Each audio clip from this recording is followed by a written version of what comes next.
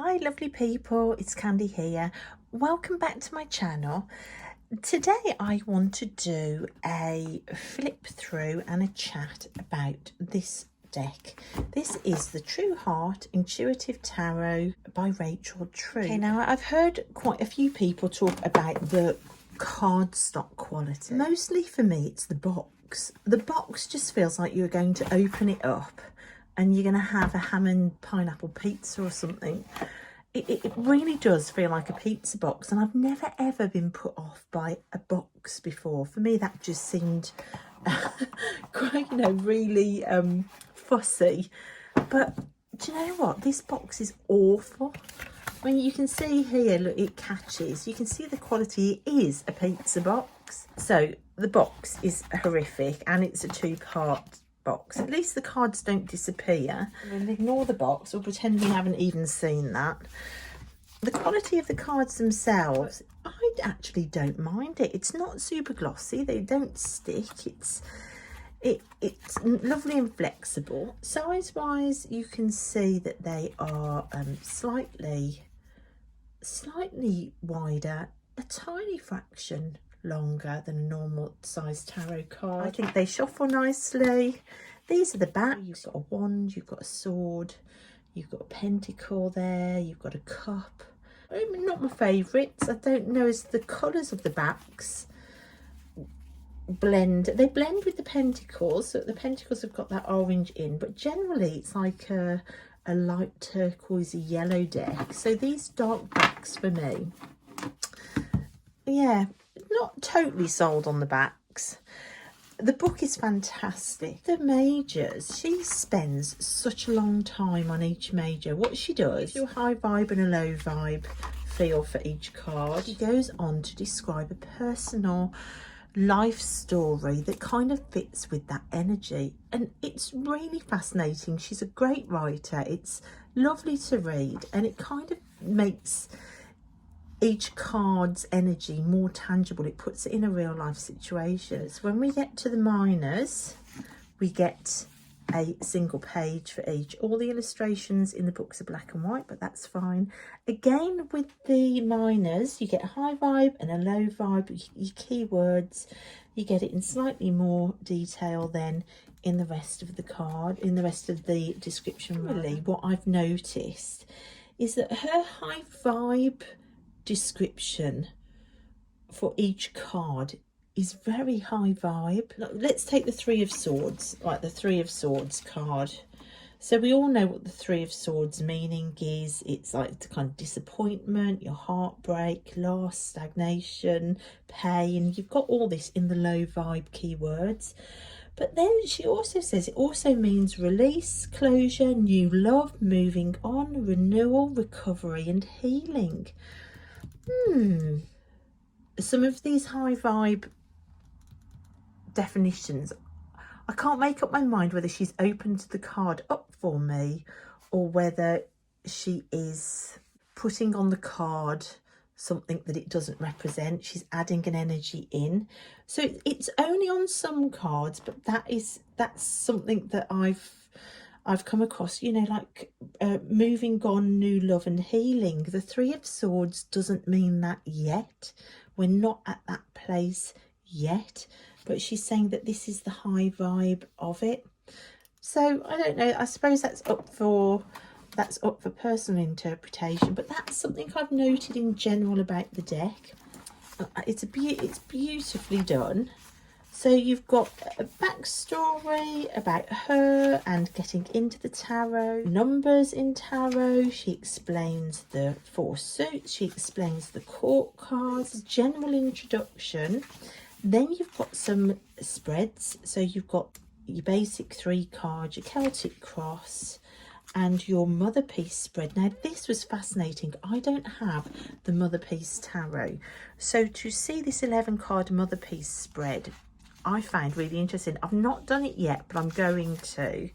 And then you've got different ways of looking at this spread. So you can go with the linear line, or you can go to the north-south axis and see how the cards work there. So that's fascinating. You've got a 10 card relationship spread, and you've got a 5-card insight spread, and then you go into the card meanings. So it's a great book. Okay, the cards. The fall, I absolutely love this fall card. I love the fact that the figures transparent, the pack's really little, the figures transparent. It's all about lightness and not being weighed down, a bit like being a child, being that beginner, being new, not being weighed down with worries or worried about starting again. It's almost like that transparency passes on that feeling. Just love that transparency in the fall. Oh, the Magician card, look at that. I love the fact that it's depicted as a woman. The book says that the flowers represent thoughts transformed into reality via action, and as a gardener, I love that. All the 4 suits are represented along the bottom. You can see you've got a pentacle there, a cup, a wand and a sword. It really links to tarot. Just love it. The High Priestess, again, another beautiful card. The crescent moon in this signifies the subconscious mind, which I love.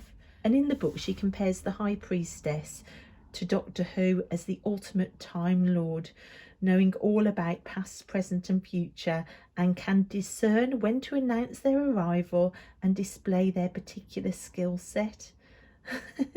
Which I loved. I loved the fact that she compared the High Priestess to Doctor Who. That's brilliant. Oh my gosh, can you just look at this Empress card? I just think this is just so stunning. Let love guide is the message, but it also talks about self-love as well, which I love. It links the Empress card to making vision boards, manifesting your reality through love and desiring it. It's really poignant, loving card, and I think it's shown in the artwork. I just think that's stunning. The Emperor, it's all in the eye for detail. I think this is the eye for detail, so I love that reminder that the Emperor has got it all together and he has that eye for detail, the logical mind. The Hierophant with his keys to knowledge, just within grasp of the people listening to him. And the Lover's card. A very static Chariot card. And I love this Strength card, I really do. I think this is fantastic. There's a great description in the book for this Strength card. Living the Strength card means knowing when you're being courageous and when you're pushing your luck. The trick is walking the line in between. And then she gives a story about meeting wild lions when she was filming somewhere. It's just a really lovely description of the Strength card. The Hermit I love. I love all the mushroomy fungi plants that grow up in amongst all the flowers. I kind of see it in the Fool card. If I show you the Fool card, can you see them all? And they appear throughout this deck, and I really like them. I think they're really unusual. It doesn't mention them in the book. It doesn't give an explanation for them, but I think they're fabulous. But I like the fact that the Hermit is represented as a female. It looks like she's about to walk off the plank into a desert or wilderness, which I suppose makes sense. The Wheel, gorgeous colours in the Wheel card. And this lovely soft pink Injustice. Now the figures I don't think are overly emotional. They're pretty stoic, all of the facial expressions. It's not like a deeply emotional rendition of the cards, but even so, I think the style is amazing. I love the Hanged Man. And this Death card, oh my goodness, isn't that amazing? I love that Death card. Temperance, again, just gorgeous. The Devil, again a spectacular rendition of the Devil. Love the Tower. It's very Tolkien. The Star, amazing. The moon, wow, look at this with sacred geometry in it. And the sun card. I mean, that is one of the most stunning sun cards I think I've ever seen. I really like that judgment card. Some of the judgment cards with gravestones opening that are dark and murky I find hard, but that I love. And this is the card that made me immediately, well, there were a few cards that made me just immediately buy this deck. This world card was one of them. It's really good for diversity, this deck. There are lots of skin colours represented, not so much for body shape and age. That isn't represented. This world card is so gloriously beautiful. Wonderful. So that's all the majors. I love the fact that the Ace of Wands is represented by a phoenix. That idea of action for rebirth and stepping into that fiery energy. I think it's just perfect. The Two of Wands, so that idea of planning and choices and the world at your fingertips, literally, quite literally in this card. The Three of Wands, so you're above your emotions. This is floating above the ocean, and it's the idea that you're not getting dragged down by your emotions. The birds represent your thoughts actually turning into action. Your ships are coming in, we've actually got them there, and action is buoyant and actually happening, which I love. The Four of Wands, completely joyous, just so pretty.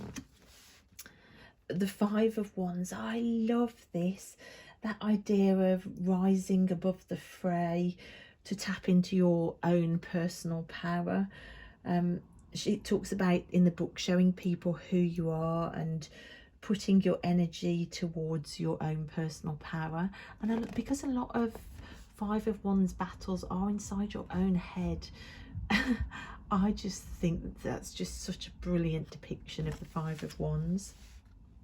The Six of Wands, I absolutely love the tattoo on the arm. There's a nod towards RWS there. I love all the collected trinkets. All of us who are in love with divination tools will appreciate that the bird collecting trinkets. I think we're all a little bit like that. I love the fact that it's surrounded by the ravens with eyes. That makes me think of the Morrigan. Love, love, love that Six of Wands. The Seven of Wands, again, I love the tattoos. That idea of, you know, battle and courageousness. I think it's a real card that says believe in yourself. Eight of Wands, fantastic depiction of movement there. Actually be physical movement. It's a movement of focus or psychic messages. It's a movement into using your intuition, mental projections or manifesting. So to get clear about what you want. I love that depiction of the Eight of Wands and what movement can mean. Nine of Wands was one that didn't resonate for a while. The book talks about adjustment and exhaustion that comes from defensiveness, determination and grit and clarity. And when I thought about it as that exhaustion that comes from constantly defending your position, and I saw this figure slowly dissolving into exhaustedness, I connected. It took me a while with this card, but I do love that now. However, the Ten of Wands, I think, is my least favourite card in the whole deck. I just can't get it. And that is one criticism I do have of this deck. The book doesn't necessarily describe what you're seeing on the cards. It gives you a high vibe, it gives you a low vibe. It describes what that means. But it doesn't say, and on the picture there is this, and that's why it's on the card. And I think with cards like this, I can't get it. The Ten of Wands, it says to look at what's never bloomed, let go and put it down, which would fit with the burden definition of the Ten of Wands. So a surrender for emotional relief. And I thought, is this a depiction of the dark night of the soul, like putting things down? Is this some sort of bug that I don't know about, that everybody now is screaming at me, don't be daft? It's this type of bug that kills the harvest. I don't know. Anyway, it's about burden. It's about emotional burden, putting down things that you're carrying, letting go of things that haven't bloomed. I suppose this could be a bug that eats the harvest. I just wish that there was a description of the image when the image is a little bit more out there. Okay, then we get to the courts. Now, the court cards all come with a colour theme. You can see in the wands, it's this yellow colour. We have princesses, we have princes. For the knights, we have queens, and we have kings. The one thing I would say, if I'm being picky, is they all kind of look the same age. I wish that there was the idea of like a youth and then going to a more wise senior person. I like the flowers round the edge. For each court card there is a flower that kind of, there's something in the corners of each court card that kind of represents the energy. So we've got this kind of fire-like looking flower, like a fire orchid or something here. I like that. Again, there's not a lot of emotion in these faces. I love the knights in the court cards as well, because they're all riding something that kind of relates to the suit. So you've got the Prince of Wands, he's on the phoenix that we saw in the ace. I love that. I think that's fantastic. Yeah, there are little touches in the court cards that I love. So, and like I say, they're all colour coded, a little bit like the suits themselves. Like you can see the Wands suit is kind of this oranges and yellows. Apart from that card, goodness sake, what's going on with that one? Coding. Let's look at the cups. Now the cups are kind of pale lilac-y blue, more lilac-y than the swords, which are a lot more blue. So I love the Ace of Cups. The book talks about vibrating higher than fear or shame and to not doubt yourself. I loved the description of the Ace of Cups in the book. The Two of Cups talks about in the book how were you loved as a child. Seek out healing patterns. So there's a lot of talk about self-love for this card, which I loved. A lot of talk about like inner child stuff and codependency. I love the fact that you've got the characters in front of the Taj Mahal, which is a building dedicated to love. I love the water lilies. The Three of Cups talks about finding your true tribe, which again I loved. The Four of Cups, now eyeballs. This was another thing that made me buy this deck. I love eyeballs. There's just something about them. Hello, look what I'm wearing. Four Cups talks about a need to focus and isolation and releasing fear. So emotional focus. So where are you focusing on? What are you focusing on? The Five of Cups, my goodness, haven't we all been here? Apart from the eyeballs, of course. That feeling of like disappointment and rejection and needing to recover from something, that sorrow. Haven't we all just run a bath and sat in there with our head in our hands and cried and just thought about everything that we've lost? Or is it just me? Perhaps it's just me. I think the ships are almost like a way of transporting you back into the past, of like reconnecting you with memory, that kind of transformative power of butterfly ships. That's what this made me think. And again, you've got a sea of emotion, a little bit like the sea of emotion in the bath here, but this connects you to memory. I love that. The Seven of Cups. It kind of reminded me of the story of Moses parting the Red Sea, and that feeling that when you make a choice, that fear of worrying whether you made the right choice or not, and are the waves going to crash back in on you at any time. And the book talks about staying focused on your goals. So not just about making a choice, but staying focused, and that the only way to move really is forward. It's only a forward moving path. And if you link that back to that story of Moses and parting the Red Sea, that was only a forward moving path, wasn't it? He would have been in deep deep doo-doo if you tried to turn around and go back the other way, or had got scared halfway through. And I think this path with the ocean floor, it's kind of giving that message, you know, don't panic. Don't get lost halfway through. Don't waste your time. Just get moving and keep moving forward. If one decision doesn't work, then you can do another one, but keep moving forward. Love that. Eight of Cups. Again, you've got a sea of really strange, like sort of fungi type plants. I love the way the plants are depicted in this. It reminds me of the fields of poppies in The Wizard of Oz that sent Dorothy to sleep. You might have to move to another planet, guys, to get away from what you need to get away from, but do it anyway. You'll always find a path. Nine of Cups. Now, this reminds me of the Nine of Cups in the Osho Zen.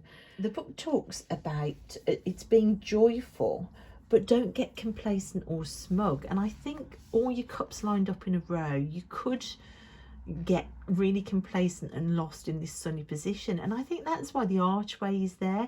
It's saying don't get stuck here, don't get complacent, because there might be something else now as well.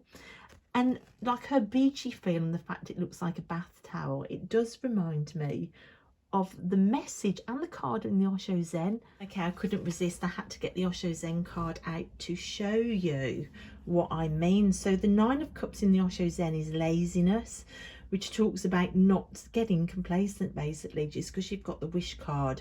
And again, you see, look, this kind of beach scene, this holiday scene, this, he's sat with his pink slippers on. Don't get comfortable in your slippers. It might be good now, but things change, and to keep your wits about you. Okay, the Ten of Cups. Not so keen on this one. The Ten of Cups, I think, can be a tricky beast. Perhaps this isn't your bag. Perhaps, you know, kids and marriage and this whole scene isn't your bag for the Ten of Cups. So the fact they've all got like matching clothes on and matching tattoos, it kind of made my first reaction to this, if I'm totally honest, was, oh my god, I bet they have a coffee making machine, and I bet they have avocado on toast for breakfast every morning.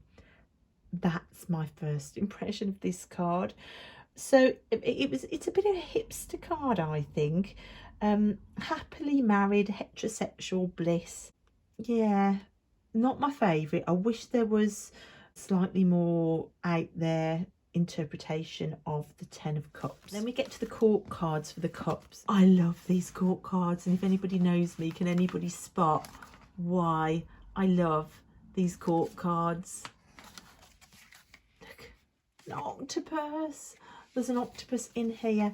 Now, the octopus energy for me, it's one of the animals that have really helped me in my life. Octopuses, or octopi, or octopuses, whatever it is, they are amazing creatures. They have 3 hearts, which made me laugh because I love so hard and deep when I love people. I've often thought, I bet I'm an octopus.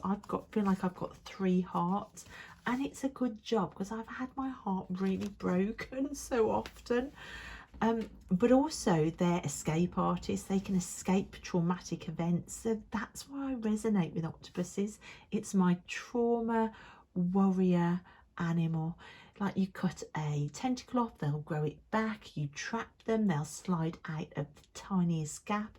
They are amazing. When I saw the octopus tentacles on the king, and especially the Knight of Cups, I just loved it. I really did. Then I pulled a card from this deck for each of my kids, and my little boy, who is the one being that's taught me to re-accept male energy back into my life, because he is so beautiful and loving. This is the card I pulled for him, and I cried, because if any card in any deck represents my son, it's this male energy riding in, offering a love cup with the octopus behind it. Oh yeah, these are fantastic. And you can see the flowers. We haven't got the fire flowers anymore. We've got the water lilies in the corner for the cup. Now the swords are this kind of blue colour. Some of these cards in the swords I really love as well. So that's the ace, the 2 of swords. I love the tiny piece of earth that this figure's standing on. It kind of gives the meaning that when you're in Two of Swords energy, it's important to be still. You need to take a pause to make a decision. You've got to give it your full attention. So I like the fact that there's the risk that she might step off. It really kind of points to the fact that you need that stillness. The Three of Swords. Now, the depiction itself, do I like this sort of thing? Let me have a little think. Perhaps, yeah. I see this as deity coming into my meditation practice, which is where I often meet with deity. I like the fact that she's raised off the ground. I like the fact that the swords have formed a protective circle around her. I love the ravens, love it. The Five of Swords, again, the high vibe description in this card for me feels too high vibe. Can you have too high vibe? Let me grab the book and show you what I mean so you can make your own mind up. Okay, Five of Swords. High vibe is release, peace, ambition, hard fought victory, forgiveness, truce, and change. And that isn't what I think of when I think of the Five of Swords. Yes, that energy might be coming around the corner, but we're not there yet. Oh, I'd love to know what you guys think. Let me know what you think. Six of Swords again was one of my cards that when I saw it, I knew that this deck was for me. There are some incredible cards in this deck, honestly. This speaks to me of, yes, going on a journey, but going on a journey out of trauma when you're literally drowning. You're moving on because you've been drowning in something and you're being pulled away, and the fact that it's dark crow-like birds pulling it out, again, that resonates with my history of the Seven of Swords. You've got a more obviously red RWS meaning in that. I find the fox logos on the jacket a bit twee, to be honest. I know that the foxes are meant to depict like somebody that's cunning, but I'm not sure about that card. It looks like she's becoming an octopus. And when I was stuck in anxiety and my life was falling apart and I didn't know which way to turn, that's when the octopus energy came in for me, and I felt like I became an octopus. I know that sounds odd, but that's where I came from. So to see her lifting up and the octopus tentacles forming to take hold of the swords, oh, I love it. Absolutely love this Nine of Swords depiction. It's probably one of my all-time favourite Nine of Swords. It gets the point across so well whilst also being so badass. I love this Ten of Swords.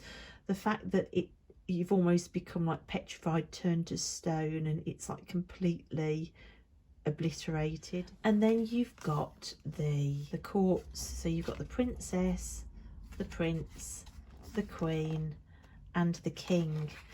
Now in the swords, the flower in the corner is this flower that's a lot more pointy with points on. You've got the knight again depicted with something different. So you've got it in flight, the prince in flight, actually himself with wings, which I absolutely love. So those are the courts for the swords. Finally, we have the discs or the pentacles. Love the ace. I love the tightrope depiction in the Two of Discs. This Three of Discs, this idea of teamwork, I love this because this reminds me of my kids, two girls and a boy. They're my favourite team. I think the artwork in this suit is so pretty as well. I just love all these pink flowers. This goes beautiful with the Nine of Discs, and these two cards together, I just love it. It kind of makes me think of my family, me and the three kids. I love it. The Four of Discs is really unusual with that tent and the butterfly or the moth emerging at the background. The way it talks about the energy of this card, it sits really well with this imagery, because the book talks about the Four of Discs being about putting boundaries in place if they're needed. And this kind of reminds me of like when you set up a windbreak on the beach, which kind of marks out your bit of beach. So it says, you know, if you need some boundaries, if you need introspection or to focus on one thing at a time, if you need to be slightly more cautious, then, you know, that's the energy of this card. So I just really like that idea of, you know, he's got his flowers growing in there. Perhaps this is a moth that will eat the flowers. Perhaps that's what that 10 of Wands moth, perhaps it's back here in the daylight. Perhaps we've solved the mystery. The 5 of Discs, really, really unusual take on this. But I like the idea of a black hole in a garden. Like, you need some a different perspective, so looking from the bottom of the hole up. The imagery of a black hole makes me think about depression and emotional angst as well. The fact that the hand looks like it's about to throw a pentacle in also makes you think about hope. Like, yeah, you have to dig a black hole, but you can throw a seed in there and something beautiful will grow from it. So to delve the depths, to find a different perspective on things. Now the book again with this 5 does demonstrate again how high a high vibe description can become, because the 5 of Discs, it says for high vibe is financial stability, charity, savings, tolerance, kindness, status and spirituality. I wouldn't, that's just not something I think about the 5 of Discs. So again, very high vibe. It's actually really thought-provoking for the fact it gives such good high vibe and low vibe definitions, but I just wonder sometimes whether it just doesn't step out of the energy of the card. 6 of Discs, I love that. I love that it's not coins. I love that it's flowers being thrown. The 7 of Discs, now I found this, oh, it's a bit spooky, this one, and it's a little bit difficult. It took me a while with this one, but the 7 of Discs, that's that idea of patience and waiting and that gestation period over time, that something, you know, worth having needs waiting for. There's a gestation period, and you can see all different size baby heads. She's focusing on this one baby head and it's growing leaves coming up. She's holding her tummy. It's about not raising her head, doing things a step at a time, which of course you've got to if you're pregnant. I think depicting this message as pregnancy might be triggering for some people, so that's something to bear in mind if you're thinking about buying this deck. This might be a trigger card for some. It's a bit spooky, but I get what it's trying to say. The 8 of Discs, now I love the idea of building the repetition with mandala painting. I love that, and being out in nature. I think the nature elements of this card kind of also give an added meaning to that idea of focusing on the same job over and over, like the spider with the spider's web. He's an expert at the spider's web because he does it over and over. These flowers are all identical. The tree produces the same thing over and over. And I love that, the fact that you're putting down roots with your skills because you're doing the same thing over and over. It's kind of a mirror of nature, which I love. The 9 of Discs. How beautiful is that? Now that's my idea of comfort and luxury, and I love the idea that she's stood in this absolute bed of flowers that create this shape behind her. It's almost like she's put down her foundation, she's worked on her foundation, and it's manifesting everywhere now. So a foundation creating a reality. I love that. This one makes me think of stately homes and the peacocks that walk the gardens in stately homes. We've got the court cards for the discs. So we've got more like an English rose, like a tea rose in the corners for this, which makes me think of gardens. Well, it does in here anyway. I love the fact that the prince is on a bull, which reminds me of the Thoth. So slow and steady, that pace. So if you think back, we had the Prince of Cups was on a horse, the Prince of Swords was flying with his own wings. We had the Prince of Wands on a phoenix, and now we've got the Prince of Discs on a bull, which I love. I love the Queen and the King of the Discs. I think they are amazing with their antlers. So that's it, guys. That's the True Heart Intuitive Tarot. I think it's a beautiful deck. I've done quite a few readings with it now, and it's made me cry. It's given me some spookily accurate, timely messages. Like I say, when I pulled single cards, they have been unbelievable. It's paired nicely with lots of decks as well, I have to say. It shuffles beautifully. It's diverse. I do wish there was more body diversity in it. I do wish that there was different ages in it, especially within the courts. I do wish the book had slightly more reasoning behind some of the imagery, so you didn't have to ponder and wonder. But generally, overall, do I love it? Yes, I do. I think it's a beaut of a deck. I mean, come on, guys, look at it.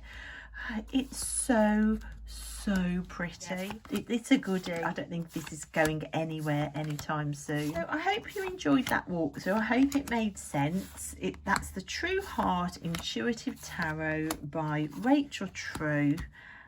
A goodie. Thanks, guys. Thanks for watching, and I will see you next time. Bye.